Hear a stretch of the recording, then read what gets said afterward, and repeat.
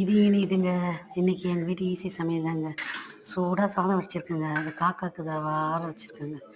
சூடாக ஆகிட்டு இருக்கிறதுனால சாதம் எப்பயுமே டெய்லி வடித்தோன்னே காக்கா கொஞ்சம் வச்சுருவாங்க அதுக்காக. அப்புறம் ரசங்க. அப்புறம் இன்னைக்கு எண்ணெய் கத்திரிக்காய் காரக்குழம்பு தாங்க. நல்லா கத்திரிக்காய் பூண்டு எல்லாம் உரித்து போட்டு நல்லா காரக்குழம்பு. 2 பாயில்டு எக்கும் போட்டுக்கிறேங்க. அப்படியே முட்டையும் போட்டிருக்குங்க இதில். அவ்வளோதாங்க இன்றைக்கி எண்ணெய் கத்திரிக்காய் காரக்குழம்பு. எப்படி பாருங்க, நல்லெண்ணெயிலே சேர்ந்துருக்குங்க. நல்லா பூண்டெல்லாம் உரித்து போட்டு நல்லா அதிலே 2 பாயில் கேக்கும் போட்டிருக்கேன்.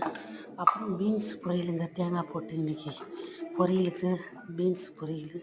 இந்த குழம்புக்கு தொட்டுக்கே தேவையில்லைங்க. இன்றைக்கி அந்த கத்திரிக்காயும் கூட முட்டையே போதும். இது கூட ஒரு பொரியல் பண்ணியிருக்கேன்.